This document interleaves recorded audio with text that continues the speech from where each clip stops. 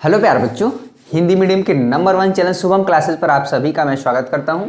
मैं सुधीर सर आप सभी को क्लास 12th में मैथमेटिक्स में आज त्रिविमीय ज्यामिति का आखिरी लेक्चर है 11.3। इसमें आज हम डिस्कस करेंगे कि प्लेन यानी कि समतल, इसके इक्वेशन, इसके कुछ इंपॉर्टेंट क्वेश्चन, अलग अलग फार्मूले हैं, अलग अलग क्वेश्चन पूछे जाते हैं, उसको हम बहुत शॉर्ट में, बहुत कम शब्दों में और बहुत जो टू द पॉइंट चीज़ों को हम कराएंगे। ठीक है, तो आपसे रिक्वेस्ट है कि लास्ट तक वीडियो में बने रहिएगा। और प्लेन में भी क्वेश्चन पूछे जाते हैं। अगर मान लीजिए कल वाला जो लेक्चर 1 घंटे 20 या 26 मिनट का था, उसको नहीं देखें, जाके देखिएगा। अगर उतना आप देख लेते हैं सही से, तो कोई भी क्वेश्चन आपको लाइन का यानी कि जो स्पेस में लाइन का इक्वेशन लिखने वाला कभी नहीं फंसेगा। और आज करीब 30 से 40 मिनट दे देते हैं तो आपका प्लेन का पूरा कॉन्सेप्ट क्लियर हो जाएगा, प्लेन का कॉन्सेप्ट के साथ में क्वेश्चन भी। ठीक है, चलिए आइए शुरू करते हैं। जो बच्चे अभी लाइव देख रहे हैं वीडियो को लाइक कर दीजिए, फटाफट लाइक कर दें। उसके बाद हम शुरू करते हैं। आखिरी लेक्चर है त्रिविमीय ज्यामिति का। एलपीपी हमने पढ़ा दिया है। एलपीपी में 4-5 क्वेश्चन की प्रैक्टिस और हम करा देंगे। हम उन्हीं चीज़ों को डिस्कस कर रहे हैं जो टू द पॉइंट, ठीक है, जो बोर्ड एग्जाम में आपके आ रहे हैं। अभी आपको मैथमेटिक्स सीखने का समय नहीं है।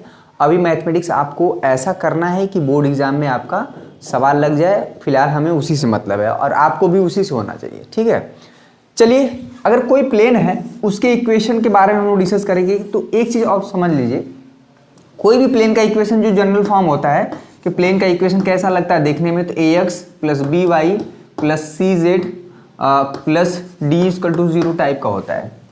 किसी भी प्लेन का इक्वेशन अभी अलग अलग फॉर्म में हम लोग डिस्कस करेंगे तो हम देखेंगे कि हर एक प्लेन का equation ax + by + cz + d = 0 के फॉर्म का होता है। और सबसे बात ये होती है कि ये जो x का गुणांक होता है a b c, यह इस प्लेन का दिक् अनुपात होता है। क्या होता है? डायरेक्शन रेशियो होता है। थोड़ा ऊपर काम चल रहा है, थोड़ी सी बीच बीच में आवाज़ आ रही होगी ठक ठक की ना, तो इसको आप एडजस्ट कर लीजिए। तनी मनी दिक्कत तो रहता ही है। चलिए इसको पहले नोट करिए। एक बार हम ऑडियो वीडियो देख लेते हैं सही आ रहा है कि नहीं। चलिए ऑडियो वीडियो बहुत बढ़िया है, इसकी सब कुछ क्लियर दिख रहा है। एक बार समझ लीजिए, चीज़ों को एक बार समझ लेंगे ना, वही चीज़ बार बार यूज हो रहा था। जैसे हमने बताया था कि लाइन में लाइन का दिक् अनुपात और दिक् कोसाइन, यही दो चीज़ LMN और ABC आ रहा था बार बार। ठीक है, उसी से हमने पूरा क्वेश्चन सॉल्व कर दिया। यहाँ पे ये जो है A B एवं C जो है इस समतल का यानी इस प्लेन का क्या कहलाता है भैया? प्लेन का दिक् अनुपात होता है। ठीक है, लाइन का तो होता ही होता है लेकिन प्लेन का होता है। लेकिन खास बात ये होती है कि यह जो दिक् अनुपात होता है यह हमेशा प्लेन के परपेंडिकुलर डायरेक्शन में होता है। ठीक है, ये जो A B और C होता है हमेशा प्लेन के परपेंडिकुलर डायरेक्शन में। ठीक है, प्लेन के परपेंडिकुलर डायरेक्शन में। एक तरह से कह सकते हैं कि प्लेन के परपेंडिकुलर डायरेक्शन में कोई एक लाइन ड्रॉ कर लीजिए। वह जो लाइन होगी उसी का क्योंकि कोई भी लाइन है, कोई भी लाइन स्पेस में है तो उसका दिक् अनुपात जरूर होगा, यानी कि ABC जरूर होगा। उसी लाइन का दिक् अनुपात है ABC। ठीक है, और यह लाइन प्लेन के परपेंडिकुलर होगी। तो प्लेन, किसी भी प्लेन का जो दिक् अनुपात होता है वो प्लेन पर नहीं होता, प्लेन के हमेशा परपेंडिकुलर डायरेक्शन में होता है। जैसे हम बात करें, अभी हम समझ लेते हैं। ठीक है, मान लीजिए ये हमारा एक चीज़ समझ लीजिए, ये हमारा प्लेन है। ठीक है, इसका equation ax + by + cz + d = 0 के रूप में दिया है। तो इसका जो इस प्लेन का जो दिक् अनुपात है ABC, इस प्लेन पर एक परपेंडिकुलर लाइन ड्रॉ कर लीजिए। ठीक है, तो यह जो परपेंडिकुलर लाइन है ना, इस लाइन का जो दिक् अनुपात होगा ABC वही इस प्लेन का होगा। समझ में आया? तो ये चीज़ दिमाग में रखना है कि प्लेन पर नहीं होता है, प्लेन के डायरेक्शन में नहीं होता है दिक् अनुपात, इसके हमेशा परपेंडिकुलर डायरेक्शन में। ठीक है, और हमको पता है कि अगर किसी भी दिक् अनुपात पता हो तो दिक् कोसाइन निकाला जा सकता है। ठीक है, L निकाला जा सकता है, M निकाला जा सकता है और N निकाला जा सकता है। A/√। ठीक है, B/में। तो ये चीज़ सारी बताई गई है। ये चीज़ आपको मेन था कि किसी भी प्लेन का equation ax + by + cz + d = 0 के फॉर्म का होता है। हमेशा ये जनरल इक्वेशन है प्लेन का। ठीक है, जहाँ पे x y z का जो गुणांक होता है उस प्लेन का दिक् अनुपात होता है जो कि हमेशा इस प्लेन के लंबवत दिशा में होगा। ठीक है, तो आइए डिस्कस करते हैं पहला फार्मूला। हर एक फार्मूले का अपना अपना महत्व है और हर एक फार्मूले पे एक एक क्वेश्चन कराएंगे जो कि आपके एक्सरसाइज का हो सकता है या एग्जाम्पल का। मुश्किल से 4-5 फार्मूले हैं, वो 4-5 क्वेश्चन कर लेंगे, आपका कॉन्सेप्ट क्लियर हो जाएगा। तो पहला फॉर्म आइए देखते हैं प्लेन का। देखिए सबसे पहला जो फॉर्म है आपके स्क्रीन पर ये रहा। सबसे पहला फॉर्म क्या है कि अविलंब रूप में समतल का समीकरण। ये सबसे ज़्यादा इंपॉर्टेंट है और यहाँ से सवाल बहुत पूछे गए हैं। क्या है अविलंब रूप में समतल का समीकरण, यानी कि क्या मतलब है। और हमेशा आपको 2 फॉर्म सीखना है, एक वेक्टर फॉर्म सदिश फॉर्म और कार्टेशियन। ठीक है, बहुत कोशिश करेंगे कि वेक्टर फॉर्म का कम यूज़ करें, ज़्यादा जो कार्तीय रूप में यूज़ करें। ठीक है, आपके सामने ये सब कुछ दिख रहा है। इसमें क्या मतलब है कि अगर इस प्लेन का हमें इक्वेशन लिखना है, ठीक है, समझ में आया, इस प्लेन का इक्वेशन लिखना है, लेकिन खास बात यह है कि इसकी मूल बिंदु से लंबवत दूरी दी गई है। यानी कि ये जो प्लेन है इस तरह से प्लेन है, ठीक है, ये इस तरह से प्लेन है और ये प्लेन मूल बिंदु से कितनी दूरी पर है वो दिया है d। ठीक है, इस प्लेन पर कोई भी एक अटेंडम पॉइंट, आर्बिट्री पॉइंट लिया गया है P, जिसका कोऑर्डिनेट x y z है, जिसको हम ओरिजिन से मिला देते हैं तो वेक्टर r रिप्रेजेंट करते हैं। ठीक है, वेक्टर r हमेशा क्या होता है, अगर इसको वेक्टर के फॉर्म लिखें xi, ठीक है, yj और क्या है zk कैप। ठीक है, ये हो गया वेक्टर r। समझ में आया। इस प्लेन का जो इक्वेशन है वो होता है r.n, ये यूनिट वेक्टर है। ठीक है, वहां पे आप देखिए साफ साफ दिख रहा है जो सदिश रूप। क्लियर है, ये 2 फॉर्म है, आपको समझना है, बहुत इंपॉर्टेंट है, वेक्टर फॉर्म और कार्टेशियन फॉर्म। प्लेन का इक्वेशन लिखना जब प्लेन मूल बिंदु से दूरी दी गई हो, प्लेन की लंबवत दूरी। ठीक है, और साथ में इसमें ये सबसे इंपॉर्टेंट है कि ये क्या है। ठीक है, तो ये होता है यूनिट वेक्टर, एकांक। ठीक है, यूनिट वेक्टर, लेकिन इस प्लेन के परपेंडिकुलर होता है ये यूनिट वेक्टर। ठीक है, ये क्या होता है, इस प्लेन के परपेंडिकुलर होता है यूनिट वेक्टर, जिसका मात्रक क्या होता है 1 होता है। क्लियर है, वीडियो पसंद आ रहा है लाइक करिए। आखिरी लेक्चर है, थोड़ा धैर्य रखिएगा, बहुत अच्छे से समझ लीजिएगा। इस चीज में फार्मूले हैं और फार्मूले पे सीधा सीधा क्वेश्चन पूछा गया है, उसमें कोई टेढ़ा मेढ़ा या फिर IIT JEE लेवल नहीं पूछा जाता है, बोर्ड में आपको सीधे क्वेश्चन पूछे जाते हैं। ठीक है, इसमें 2 चीज निकालना पड़ेगा, R ये D आपको क्वेश्चन में दिया रहेगा, ये चीज आपको हमेशा निकालना पड़ेगा कि कोई वेक्टर है इस प्लेन के परपेंडिकुलर यूनिट वेक्टर। आपको वो क्वेश्चन जैसे हम कराएंगे आप समझ लीजिएगा। ठीक है, तो ये हो गया इस वेक्टर का कार्तीय सदिश रूप। ठीक है, अगर इसी प्लेन का इक्वेशन लिखना हो तो क्या हो जाएगा ax + by + nz cz होगा ना, ax + by + cz = d। d क्या है यहाँ पे, इस प्लेन की मूल बिंदु से लंबवत दूरी है d, और ए बी सी क्या है भैया, इस प्लेन का क्या है दिक अनुपात है। क्या है, दिक अनुपात है, लेकिन जो दिक अनुपात होता है हमेशा इस प्लेन के परपेंडिकुलर होता है। इसके हेल्प से हम क्या निकाल सकते हैं, एल निकाल सकते हैं, एम निकाल सकते हैं और क्या निकाल सकते हैं, एन निकाल सकते हैं। अगर किसी भी प्लेन का ए बी सी पता हो, यानी कि दिक अनुपात पता हो, तो आप कैसे निकालते हैं, एल निकालते हैं भैया a/√a² + b² + c²। ठीक है, ये बताया गया है। m कैसे निकालते हैं, b/ में ये जो चीज़ है पूरा। n कैसे निकालते हैं, c/ में ये जो अंडर रूट है पूरा। ठीक है, तो आपको ये फॉर्म जो है ये कहलाता है कार्टेशियन फॉर्म। यदि किसी प्लेन का मूल बिंदु से लंबवत दूरी d दिया हो और उसका दिक कोसाइन l m n हो, तो हम क्या करते हैं, इस प्लेन का इक्वेशन लिख सकते हैं। दोनों फॉर्म यहाँ पे दिया गया है, वेक्टर फॉर्म और क्या है कार्टेशियन फॉर्म। समझ में आ गया। तो ये आपके सामने ये पूरा चीज़ दिख रहा है, इसका हम PDF सर को दे देंगे, आपको मिल जाएगा। चलिए आइए सूत्र संख्या 1 पे कुछ क्वेश्चन कर लेते हैं, 1-2 आपके एग्जाम्पल, नहीं पहले पूरे फार्मूले हम डिस्कस कर लेते हैं। ठीक है, देखिए क्वेश्चन तो हम लोग करेंगे ही, सबसे पहले हम सोच रहे हैं फार्मूले ही डिस्कस कर लें।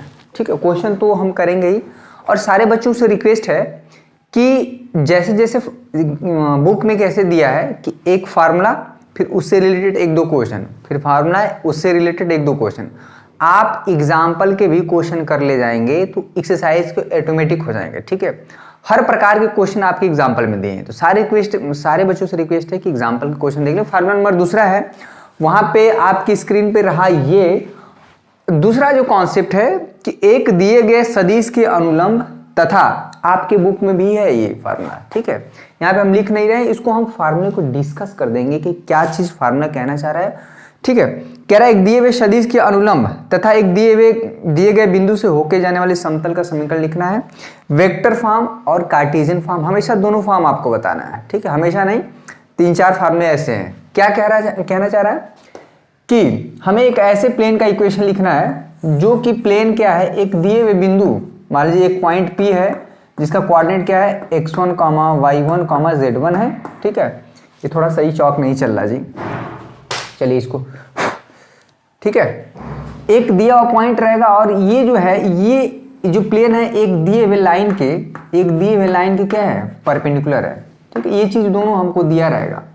क्या दिया रहेगा क्वेश्चन में कि एक पॉइंट दिया रहेगा, इस पॉइंट, ठीक है, x1, y1, z1 से प्लेन पास कर रहा है, साथ में एक दिए हुए लाइन है तो उसका इक्वेशन कुछ ना कुछ दिया रहेगा, ठीक है। एक दिए हुए सदिश के अनुरूप, सदिश नहीं कह सकते, एक वेक्टर कह देंगे, ठीक है। लाइन नहीं कहेंगे, एक वेक्टर, ठीक है। इस वेक्टर, मान लीजिए वेक्टर हमारा दिया है xi कैप, ठीक है, yj cap plus zk cap, ये हमेशा इस वेक्टर के क्या है, ये परपेंडिकुलर प्लेन है। तो इसका जो इक्वेशन होता है मेरे प्यारे बच्चों, r माइनस ए डॉट यहाँ पे n, ठीक है, n क्या है, नॉर्मल वेक्टर इक्वल टू 0, ठीक है। इस प्लेन का इक्वेशन हो जाएगा क्या, वेक्टर फॉर्म में, आप देख लीजिए सामने लिखा हुआ है सदिश रूप में r minus a dot n equal to 0, ठीक है। ये क्या है, n, ये है हमारा, ये नॉर्मल मतलब परपेंडिकुलर है, एक वेक्टर है जो इस प्लेन के परपेंडिकुलर है, ठीक है। जैसे मान लीजिए ये प्लेन है हमारा, इस प्लेन के परपेंडिकुलर कोई एक वेक्टर है तो xi plus yj plus zk के फॉर्म में ये क्वेश्चन आप ये दिया रहेगा और ए भी दिया रहेगा, ठीक है। अगर ए को हम इस तरह से पॉइंट फॉर्म में लिखें तो x1 i कैप, ठीक है, y1 j कैप और z1 k कैप, ठीक है। तो ये चीज़ है, तो आप बहुत आसानी से लिख सकते हैं। और इसको अगर हमें, ठीक है, ये सदिश फॉर्म हो गया और इसका, ठीक है, सदिश फॉर्म ही याद रखिए, इसका कार्टेशियन फॉर्म भी है, इसका कार्टेशियन फॉर्म यहाँ पे मेंशन नहीं किए हैं, मिस्टेक हो गया है। कार्टेशियन फॉर्म को भी हम क्या कर दे रहे हैं, यहाँ पे डिस्कस कर दे रहे हैं, क्वेश्चन आपको एग्जाम्पल में मिल जाएगा। चलिए, इसका कार्टेशियन फॉर्म हमने यहाँ पे लिखा नहीं है, थोड़ा सा मिस्टेक हो गया है। कार्टेशियन फॉर्म को हम बता दे रहे हैं, क्या होगा, a x स्मॉल a कर दीजिए, स्मॉल a x, ठीक है, x minus x1 b y minus y1, ठीक है, plus c z minus z1 equal to 0। देखिए a b c क्या है, आप यहाँ पे a b c कर दें, ज़्यादा सही रहेगा। a i cap b j plus c के, a b c ये जो वेक्टर है ना, जो वेक्टर है उसका i j k का जो गुणांक है वो रहेगा x1 y1 z1, मतलब ये जो प्लेन है जिस पॉइंट से पास कर रहा है, जैसे मान लीजिए यहाँ पे एक पॉइंट है, तो ये जो प्लेन है इसी पॉइंट से पास कर रहा है, ठीक है। तो इसका इक्वेशन हमारा ये वेक्टर फॉर्म है और ये क्या है, कार्टेशियन फॉर्म है। कुछ नहीं, x1 y1 z1 दिया रहेगा, a b c भी हमको दिया रहेगा, सिंपली हम यहाँ पे रख देंगे, तो इस प्लेन का इक्वेशन हो जाएगा वेक्टर फॉर्म और कार्टेशियन फॉर्म, ठीक है। चलिए, ये दो हो गया, चलिए इसको हटा दीजिए। तीसरा फार्मूला देखिए, बहुत इंपॉर्टेंट है, पहले हर फार्मूले को अच्छे से समझ लीजिए। तीसरा फार्मूला देखिए, तीसरा फार्मूला जो प्लेन का हम लिख देते हैं, आपके स्क्रीन पे रहा, ये 3 असंरेख बिंदुओं से होकर जाने वाले समतल का समीकरण आपके बुक में भी है। आपको इसका प्रूफ नहीं करना है, सिंपली आपको फार्मूले जानने हैं और फार्मूले पे आपको क्वेश्चन लगा लेना है। एग्जाम्पल में साफ क्वेश्चन दिए हुए हैं, बशर्ते कि आपको ये फार्मूला याद होना चाहिए, ठीक है। 3 असंरेख का मतलब होता है मेरे प्यारे बच्चों कि तीनों बिंदु जो तीनों पॉइंट हैं वो एक सीधी रेखा में नहीं है, ठीक है, अलग अलग जगहों पे हैं। संरेख पॉइंट क्या रहते हैं, ये सीधी रेखा में हो जाए, ठीक है। अगर ये तीनों बिंदु एक सीधी रेखा में हो तो संरेख बिंदु कहलाते हैं, अगर अलग अलग मतलब सीधी रेखा में ना हो तो असंरेख। तो कह रहा है ऐसे प्लेन का इक्वेशन बताइए जो इसके, ठीक है, ये तीनों बिंदुओं से होके जा रहा है, ठीक है। ये जो P से भी होके जा रहा है, Q से भी होके जा रहा है, R से भी होके जा रहा है, ठीक है। ये पूरा ये जो प्लेन है हमारा, ठीक है, जैसे स्पेस में P है, Q है, R है।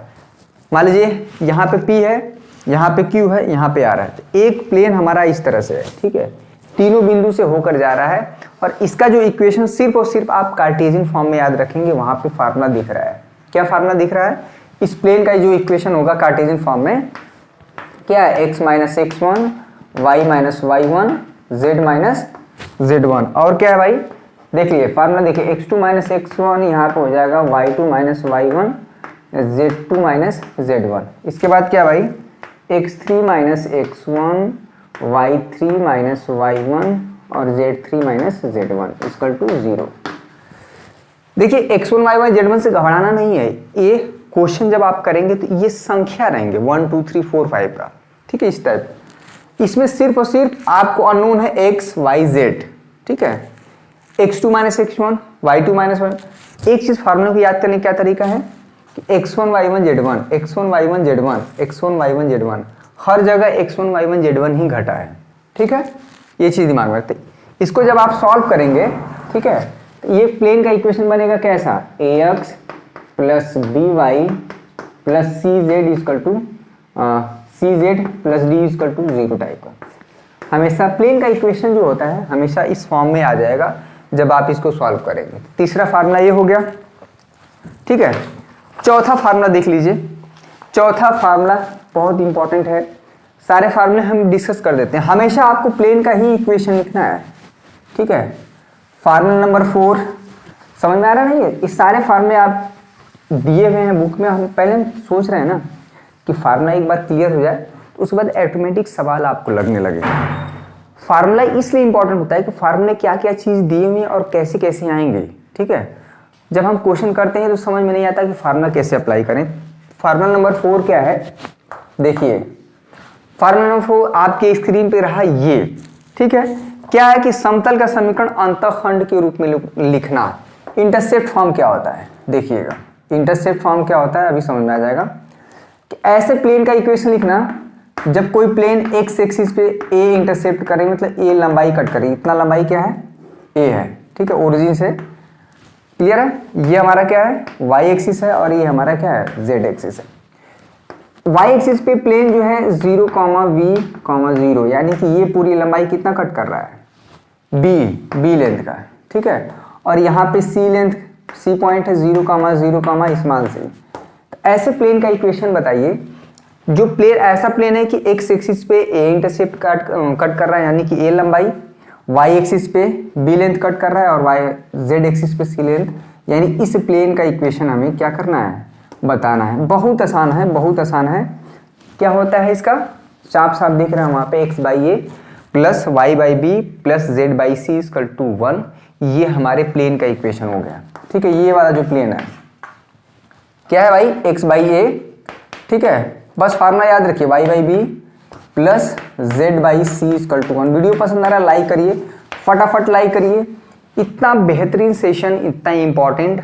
और सबसे ज़्यादा जो प्रॉब्लम होता है आपको 3D में, 3 डायमेंशन ज्योमेट्री में होता है, उस चीज़ को हम इसीलिए बारीकी से बार बार फोर्स करके कि पहले चीज़ों को आप समझ लीजिए, ठीक है। ये जो प्लेन है x axis, y axis, z axis पे ऐसे टीका है, ठीक है।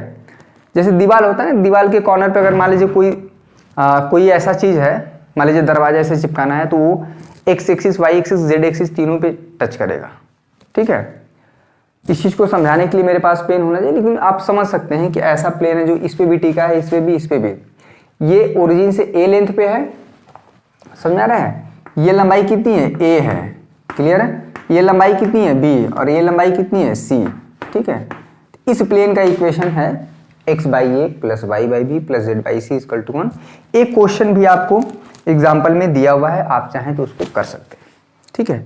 ये हो गया फार्मूला नंबर 4 कि प्लेन का इक्वेशन लिखना जब कोई plane x axis, y axis, z axis पे ए इंटरसेप्ट, बी इंटरसेप्ट और सी इंटरसेप्ट क्रमशः कट करता है, ठीक है।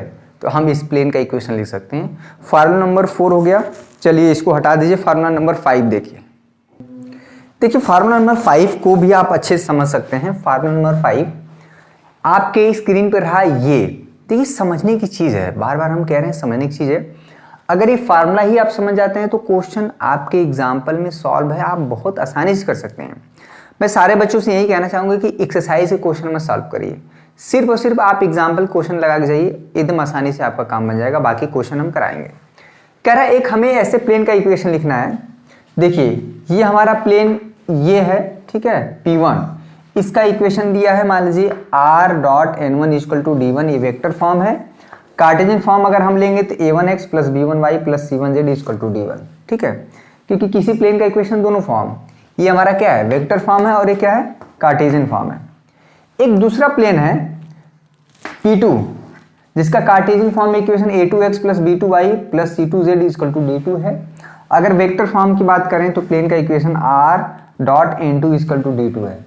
तो कह रहा एक हमें ऐसे प्लेन का इक्वेशन बताना है जो इन दोनों प्लेन के पॉइंट ऑफ इंटरसेक्शन, माने ये दोनों प्लेन जहां पे मिल रहे हैं उस पॉइंट ऑफ इंटरसेक्शन से होकर एक तीसरा प्लेन जा रहा है P3, इसका हमें इक्वेशन बताना बच्चा लोग, बहुत जबरदस्त इसका इक्वेशन बताना है। यानी जो पहला प्लेन है जो दूसरा प्लेन है, इन दोनों प्लेन के हेल्प से हमें इस तीसरा इक्वेशन बताना है तीसरे प्लेन का। लेकिन क्या है तीसरा प्लेन, ये प्लेन इधर उधर से नहीं जा रहा है, ये दोनों प्लेन जहां पे मिल रहे हैं ना, जहां पे दोनों समतल मिल रहे हैं उसके पॉइंट ऑफ इंटरसेक्शन से, यानी यहीं से होके जा रहा है प्लेन, ठीक है। इसका इक्वेशन दो फॉर्म क्या है, एक तो हमारा वेक्टर फॉर्म बताना पड़ेगा और एक क्या है, कार्टेशियन फॉर्म। देखिए कार्टेशियन फॉर्म बहुत आसान है, जो पहले वाला equation a1x plus b1y plus c1z plus d1, इसको इधर कर दीजिए, माइनस d1 कर दीजिए, बस लेमडा लगा के ये जो दूसरा प्लेन है a2x, ठीक है, b2y plus c2z minus d2 equal to यहाँ पे 0, ये हमारा इक्वेशन क्या हो जाएगा, इस प्लेन का, तीसरे वाले प्लेन का। यानी जो पहला प्लेन है यहाँ पर रख दीजिए, दूसरा प्लेन खाली लेमडा मल्टीप्लाई करके क्या करेंगे, इसको कंबाइन कर देंगे इक्वल टू 0, तो ये हमारे तीसरा प्लेन का इक्वेशन हो जाएगा। कुछ कंडीशन दिया रहेगा, ठीक है, लेमडा की वैल्यू निकालने के लिए कुछ कंडीशन दिया रहेगा कि ये प्लेन किसी पॉइंट से पास कर रहा है, मान लीजिए 257, तो 257 इसी में रख देंगे तो लेमडा की वैल्यू निकल के आ जाती है, समझ में आया। ये हो गया कार्टेशियन फॉर्म। इसी प्लेन का इक्वेशन किस फॉर्म में, वेक्टर फॉर्म साफ साफ दिख रहा है वहां पे, r डॉट, देखिए कुछ नहीं करना, इन दोनों को ऐड कर दीजिए, ऐसे क्या है, r डॉट n1 प्लस लेमडा n2, ठीक है, इक्वल टू यहाँ पे हो जाएगा d1 प्लस लेमडा d2, ठीक है। ये हमारा क्या हो जाएगा, इस तीसरे वाले प्लेन का इक्वेशन किस फॉर्म में, वेक्टर फॉर्म है, और ये क्या है, कार्टेशियन फॉर्म। आप कोशिश करिए कि कार्टेशियन फॉर्म ही यूज करिए। अगर क्वेश्चन में आपको नहीं कुछ कहा है, सिर्फ कहा है कि इस तीसरे प्लेन का इक्वेशन लिखिए, तो आप कार्टेशियन फॉर्म यूज करेंगे, कार्तीय रूप। समझ में आया। वीडियो पसंद आ रहा है लाइक करिए। जितने बच्चे लाइव देख रहे हैं, थोड़ा सा सीरियस सेशन जरूर चल रहा है, एक बार सिलेबस खत्म हो जाए उसके बाद बहुत हंसते खिलाते आपको रिवीजन भी कराएंगे। जो बच्चे पहली बार पढ़ रहे हैं, ठीक है, वो भी सीखेंगे, जो जिनका रिवीजन होगा उनको और आनंद आएगा। देखिए जो पहली बार पढ़े उनको थोड़ा सा ज़्यादा मेहनत करना पड़ेगा, ये तो ऑब्वियस चीज़ है भाई। जो बच्चा पहले से तपस्या करते आया है तो उसको तो थोड़ा आराम मिलना ही चाहिए। तो ये हो गया फार्मूला नंबर 5, यानी दो प्लेन के कंबाइंड, दो प्लेन के पॉइंट ऑफ इंटरसेक्शन से, यानी यहाँ से पास होने वाले तीसरे प्लेन का इक्वेशन बहुत इंपॉर्टेंट है, बहुत बार एग्जाम में पूछा गया है, ठीक है। इसको स्टार इक्वेशन लगा लीजिए, ठीक है। सारे फार्मूले तो जानना है, लेकिन कुछ फार्मूले हैं बहुत ज़्यादा इंपॉर्टेंट है। फार्मूला नंबर 6 देखिए और फार्मूला नंबर 7, दो फार्मूले और हैं, उसके बाद हम प्लेन खत्म हो जाएगा। उसका इक्वेशन, उसके क्वेश्चन आप एग्जाम्पल से करेंगे, एक दो क्वेश्चन हम कराएंगे। सूत्र संख्या जो मतलब सूत्र नंबर हमारा 6 है, इसको हम पहले डिस्कस कर देते हैं। चलिए फार्मूला नंबर 6 है, इसको समझ लीजिए। वीडियो पसंद आ रहा है कि नहीं ये बताइए। इसके पहले कहीं भी 3D पढ़ाया गया होगा अब, और उसके पहले कुछ तो आपका डाउट क्लियर हुआ होगा कि हम जो चीज़ें, एक तो लाइन में हमने बहुत एक क्वेश्चन कराएं, उसके कॉन्सेप्ट, उसके फार्मूले भी हमने दिए, ठीक है। और बहुत अच्छे से हमारा मेन फोकस इस पे रहता है, फार्मूला समझ में आ जाए तो। क्या हेडिंग क्या है कि दो रेखाओं का सहतलीय होने का शर्त, यानी कि कोप्लेनिटी ऑफ टू लाइंस। इसका मतलब हुआ कि अगर दो, इसका मतलब क्या हुआ, हेडिंग का मतलब, जो हेडिंग डाला गया इसका मतलब क्या है कि अगर दो लाइन, ठीक है, एक लाइन L1 है, एक लाइन L2 है। सबको पता है कि लाइन का equation x minus x1 by a1, y minus y1 by b1, z minus z1 by c1, ये ऐसी लाइन की इक्वेशन है जिसका दिक अनुपात a1 b1 c1 है और यह line x1 y1 z1 point से क्या कर रही है, पास कर रही है। एक जनरल फॉर्म होता है ऐसा, ठीक है। अगर ये कह रहा है कि दोनों लाइन एक ही प्लेन में हो, चलिए फार्मूला आपके सामने यहाँ पे दिख रहा है कि अगर ये दोनों लाइन जैसे कुछ इस तरह से है कि ये एक ही प्लेन में हो, जैसे मान लीजिए एक लाइन यहाँ पे है L1 और एक लाइन इसी में L2, ये लाइन एक दूसरे को कट करे चाहे जैसे भी रहे लेकिन इसी प्लेन में हो, इसको समझिएगा, इसको समझाइएगा। यहाँ पे एक चीज हम समझा देते हैं, ठीक है, समझ में आ जाएगा। देखिए मान लीजिए एक लाइन ये है, दूसरी लाइन यानी दो प्लेन है, ये मान लीजिए हमारा प्लेन है, ठीक है, ये हमारा प्लेन है, तो इसी प्लेन में दोनों लाइन हो, कोप्लेनरिटी मतलब होता है कि एक ही प्लेन में सहतली मतलब एक तक ये दोनों लाइन यानी कि दोनों प्लेन एक ही लाइन में हो, भले एक दूसरे को कट करें, चाहे इसी प्लेन में पैरेलल हो, चाहे लंबवत हो, चाहे कैसे भी हो, लेकिन होना चाहिए एक लाइन इस पे है, ठीक है, और दूसरी लाइन पता चला ऊपर है कहीं पे, तो ये दोनों लाइन कोप्लेनर नहीं कहलाएंगे। तो क्या कंडीशन है, कैसे पता करेंगे कि कोई लाइन एक ही प्लेन में है, ठीक है। तो कुछ नहीं करना, x2 - x1 y2 - y1 z2 - z1 a1 b1 c1 a2 b2 c2, इस डिटरमिनेंट की वैल्यू अगर 0 आ गई, ठीक है, x1 y1 z1 कहाँ से आएगा, x1 y1 z1 यहाँ से, x2 y2 z2 यहाँ से, a1 b1 c1 a2 b2 c2 सब कुछ यहाँ पे देखेंगे। इस डिटरमिनेंट की वैल्यू अगर 0 आ गई तो निश्चित रूप से दोनों लाइन क्या हैं, कोप्लेनर होगी, सहतली होंगी, एक ही प्लेन में होंगी, एक ही प्लेन में लाई करेंगे। समझ में आया? चलिए बहुत बढ़िया। इसमें सीधा सीधा क्वेश्चन देता है, कोई घुमाना फिराना, एक लाइन की इक्वेशन ऐसे दिया रहेगा L1, एक लाइन का इक्वेशन दिया रहेगा, कार्टेशियन फॉर्म ही जानिए, ठीक है, कार्टेशियन फॉर्म में ही आपको करना है। समझ में आया? और आखिरी फार्मूला हम डिस्कस कर देते हैं, उसके बाद प्लेन खत्म हो जाएगा। प्लेन के आप क्वेश्चन सिर्फ आपको एग्जाम्पल वाला करना है। क्या करना है? सिर्फ और सिर्फ एग्जाम्पल। चलिए आखिरी फार्मूला नंबर 7, सूत्र संख्या 7, फार्मूला नंबर 7। अगर ये सारे फार्मूले आप जान गए तो आपको कोई प्रॉब्लम नहीं होगा। एक आध फार्मूले और हैं, 8वां, उसमें कभी क्वेश्चन पूछा नहीं गया है, ठीक है। कह रहा है कि अगर दो प्लेन, हेडिंग क्या है कि दो समतलों के बीच का कोण आपके सामने रहा, ये पूरे के पूरे फार्मूले हैं।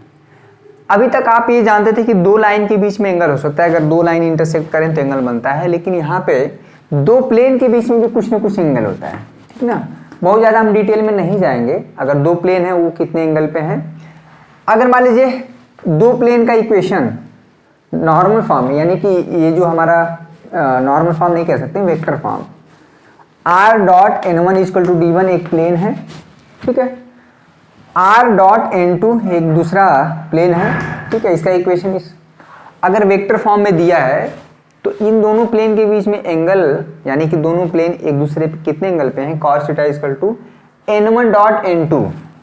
ध्यान दीजिएगा, यहाँ पर डॉट प्रोडक्ट है, फार्मूला भी देखिए वहाँ पे सामने आपके दिख रहा है, n1 डॉट n2, यानी कि n1 यहाँ से लेना है, n2 यहाँ से लेना है, तो दो वेक्टर का डॉट प्रोडक्ट आप बहुत आसानी से निकाल लेते हैं।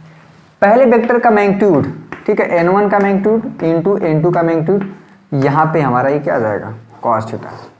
ये एक हुआ, तो कब, जब प्लेन का इक्वेशन वेक्टर फॉर्म में दिया हो, ठीक है।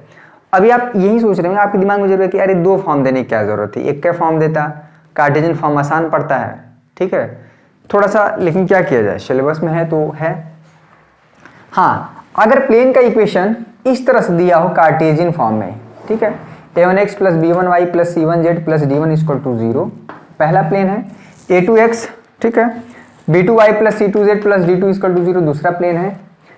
इन दोनों प्लेन के बीच में जो कोण होता है cos theta equal to a1 into a2 plus b1 into b2 plus, जैसे लाइन वाला इक्वेशन था एकदम सेम तरह से है कि दो लाइन के बीच में जो एंगल होता है, यहाँ से a1 b1 c1 निकालेंगे, यहाँ से a2 b2 c2, इसमें d1 d2 का कोई काम नहीं है, तो ये हमारा cos थीटा आ जाएगा। यानी दोनों प्लेन, यानी पहला प्लेन दूसरा प्लेन एक दूसरे के कितने एंगल पे हैं, ये आराम से निकाल सकते हैं। अब आपको ये पकड़ना है कि प्लेन का इक्वेशन वेक्टर फॉर्म में दिया है कि कार्टेशियन फॉर्म में दिया है। अच्छी बात है कि वेक्टर फॉर्म से कार्टेशियन फॉर्म में भी कन्वर्ट कर सकते हैं, लेकिन अगर आपको क्वेश्चन में वेक्टर फॉर्म में दिया है तो उसको कार्टेशियन में कन्वर्ट करने की जरूरत नहीं, वो ऑलरेडी बहुत ज़्यादा समय लग जाएगा, तो ये वाला फार्मूला लगा देंगे। और कार्टेशियन फॉर्म में दिया है तो ये वाला फार्मूला लगा देंगे, दोनों प्लेन के बीच में क्वेश्चन आया हुआ है, ठीक है, क्वेश्चन कई बार पूछा गया है इस फार्मूले पे। एक चीज और बता दें कि अगर दो प्लेन परपेंडिकुलर हैं, वहां पे देखिए नोट पॉइंट करके दिया है कि अगर दो प्लेन परपेंडिकुलर हैं a1 into A2 plus B1 into B2 plus C1 into C2 equal to क्या हो जाएगा, 0 हो जाएगा। और दूसरा केस है यहाँ पे कि अगर दो प्लेन पैरेलल है P1 पैरेलल टू P2, यानी पहला प्लेन पैरेलल है तो A1 अपान में A2 इक्वल टू B1 अपान में B2 इक्वल टू C1 अपान में C2 होगा। ठीक है, ये कंडीशन है। क्या मतलब है, ठीक है, क्या हम कहना चाह रहे हैं, चलिए भाई इस फार्मूले को हटाइए।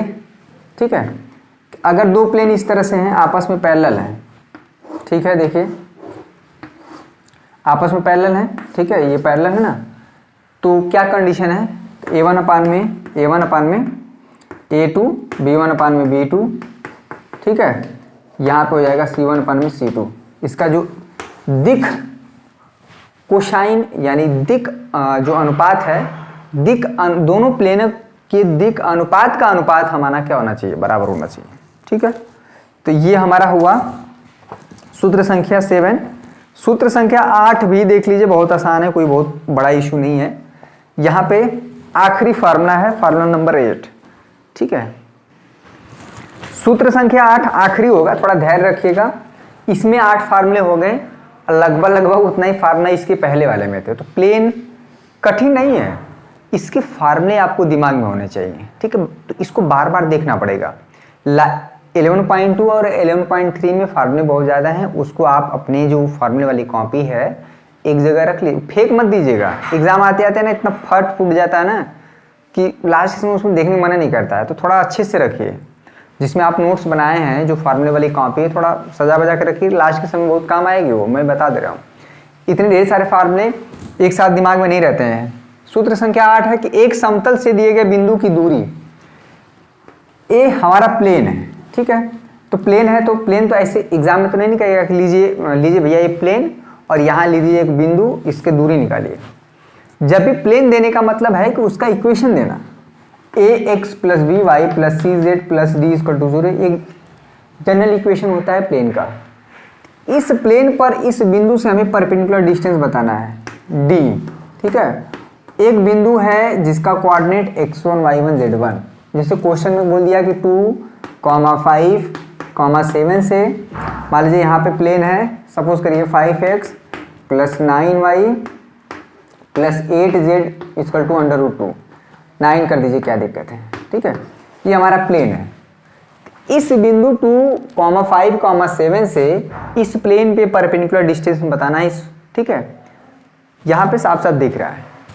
तो क्या फार्मूला होगा, तो कुछ होता नहीं है, बहुत आसान है। d इक्वल टू, देखिए जो प्लेन है ना, ये पॉइंट रख देना है ax1, ठीक है, जहाँ y है y1 कर देना है, c जहाँ z है z1 कर देना है, और d को इधर ला देना है, प्लस d है इधर ला दीजिए, अपान में जो x y z का जो गुणांक है उसका square, a square plus b square plus c square, ये मॉड लगा देना है। ठीक है, मॉड लगाने का मतलब है कि अगर दूरी कभी कभी नेगेटिव भी आ रही है तो वो चीज़ पॉजिटिव हो जाएगा, सीधे सीधे फार्मूला दिख रहा है। ठीक है, जैसे हम बात करें कि 2,5,7 से इस प्लेन पे हमें परपेंडिकुलर डिस्टेंस बताना है, तो क्या हो जाएगा, d इक्वल टू 5, x के जगह 2, ठीक है, 9 इंटू वाई की जगह क्या रख देंगे 5, 45। ठीक है, समझ में आ रहा है, 7 इंटू तो 56 हो जाएगा, और इधर ला देंगे -9, अपान में अंडर क्या, x का गुणांक क्या था 5, 25, इसका y का गुणांक 9 है 81, z का गुणांक क्या है 8, उसका स्क्वायर होगा 64। इसे सॉल्व कर लेंगे, आ जाएगा। तो आप एक क्वेश्चन दिया है, ठीक है, एग्जाम्पल में एकदम साफ साफ दिया है कि एक बिंदु से एक प्लेन पे क्या बताना है, परपेंडिकुलर डिस्टेंस। तो बहुत आसान है, बहुत आसान है। जैसे आप कोऑर्डिनेट ज्योमेट्री, इसको हटा दीजिए भाई। ठीक है, ये आपको 7-8 फार्मूले हमने डिस्कस किए प्लेन में। बेसिक चीज़ क्या है, अगर ओवरऑल हम देखा जाए तो हमें प्लेन का इक्वेशन ही समझना है। प्लेन का इक्वेशन हमेशा जो होता है वो इस तरह का होता है, ax plus b y plus c z, अगर प्लस डी लेते हैं, ठीक है, जनरल इक्वेशन ऐसा होता है। ठीक है, ए बी सी जो होता है उस प्लेन का दिक् अनुपात होता है, जो कि हमेशा प्लेन के परपेंडिकुलर दिशा में होता है। ठीक है, ए बी सी जो हमेशा प्लेन का क्या होता है, दिक् अनुपात, जो कि इसके हमेशा क्या होता है, परपेंडिकुलर दिशा में होता है, ए बी सी। क्लियर हुआ, इस प्लेन का इक्वेशन होता है। तो अलग अलग फॉर्म में हमने अलग अलग तरीके से प्लेन का इक्वेशन निकालना सिखाया आपको। सारे बच्चों से रिक्वेस्ट है, आप करेंगे कि नहीं, आप प्रॉमिस करिए करेंगे कि नहीं। इतना अगर एक एक 8 फार्मूले बताए हैं, तो अगर 8 एग्जाम्पल आप कर लेते हैं तो आपका प्लेन का पूरा कॉन्सेप्ट क्लियर हो जाएगा। ठीक है, तो आई होप आपको ये सेशन पसंद आया होगा। क्वेश्चन हमारी नहीं कराए, एक्सरसाइज नहीं कराए, आप एग्जाम्पल केवल कर लीजिए, एग्जाम्पल के क्वेश्चन कर ले गए पर्याप्त है, इतना वही चीज़ें आपकी एक्सरसाइज में है। ठीक है, वो प्रैक्टिस के लिए एक्सरसाइज दिया जाता है, बाकी हर एक फार्मूले पे एक एक क्वेश्चन किया हुआ है, आप देख देख के सॉल्व करिए। अगर नहीं आएगा तो प्लीज़ कमेंट करिएगा, मैं बताऊंगा। ठीक है, जब सब कुछ हम बता रहे हैं तो ये क्यों नहीं बताएंगे। तो इसमें लगभग हमने कितना लेक्चर लिया, 3 लेक्चर में आपका 3D हमने खत्म किया, 3 डायमेंशन ज्योमेट्री होता है, और साथ में वेक्टर। तो ये 17 नंबर का होता है। ये दो चैप्टर पढ़ के 17 नंबर और 13 नंबर मैट्रिक्स डिटरमिनेंट, पहले 30 नंबर इसको एकदम फिक्स करिए। क्वेश्चन यहाँ से बिल्कुल सिलेक्टेड हैं, फिक्स हैं, कोई घुमा फिरा के नहीं आता है। ठीक है, तो ये माइक का इशू हो जाता है थोड़ा बीच बीच में। ठीक है, और कोई डाउट है तो प्लीज़ कमेंट करके बताइए। 1 जनवरी से आपको लेसन 1 से बिल्कुल प्रॉपर तैयारी हम करवाएंगे। जो बच्चे रिवीजन होना बहुत जरूरी है चैप्टर वाइज। इसके पहले हम क्या बीच बीच में क्वेश्चन ले रहे थे, कभी चैप्टर 1 से कभी कहाँ से। तो एक चीज़ ओवरऑल हम क्या है कि कॉन्सेप्ट दिमाग में बैठा रहे थे। देखिए एग्जाम में तो हर चैप्टर से ही आएगा, अभी तो हम लोग चैप्टर वाइज पढ़ रहे हैं, उस दिन तो पूरा पार्ट 1 पार्ट दोनों बुक से आएगा, तो आपका दिमाग उसके हिसाब से सेटअप होना चाहिए। ठीक है, कि कहीं से भी क्वेश्चन आ जाए तो हम कर ले जाएं। तो पहले ये प्लेन के फार्मूले जो है आप पहले जाके बुक में, और हमने जो दिखाया है यहाँ पे स्क्रीनशॉट ले लेके आप क्या करिए, इसको बना लीजिए। तो आपका क्या है, पूरा का पूरा कॉन्सेप्ट भी क्लियर हो जाएगा।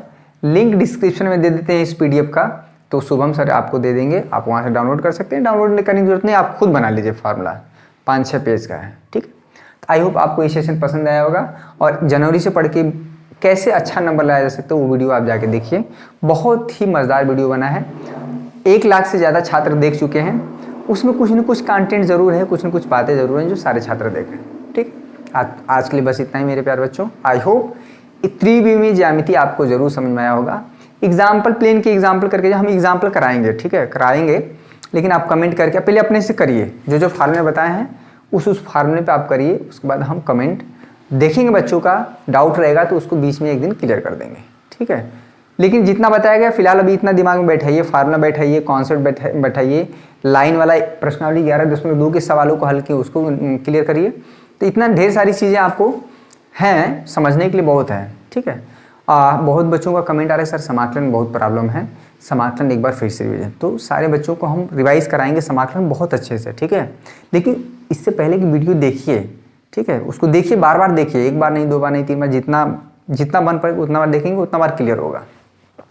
ठीक है, तो कल मिलते हैं कुछ ज़बरदस्त वीडियो के साथ। एडवांस में सभी मेरे प्रिय छात्रों को नए वर्ष की ढेर सारी शुभकामनाएं मेरे तरफ से, मेरी पूरी टीम की तरफ से, शुभम क्लासेस की तरफ से, शुभम सर की तरफ से। और आप सभी का प्यार बना रहे। हमारा प्रयास हमेशा बेहतर करने का होगा और आपका भी यही होना चाहिए। नए साल नए जोश नए उमंग के साथ शुरुआत करेंगे और कुछ दृढ़ प्रतिज्ञा करेंगे, कुछ डिटर्मिनेशन करेंगे, जिससे कि हम लोग 2021, क्योंकि आप 2020 में बच के निकले हैं तो आप समझ सकते हैं कि आप कितने भाग्यशाली हैं। उन लोगों के बारे में सोचिए जिन्होंने अपनी ज़िंदगी गंवाई है इस कोरोना काल में, इस बीमारी की वजह से। तो आप अपने आप को बहुत कह सकते हैं कि लकी समझिए।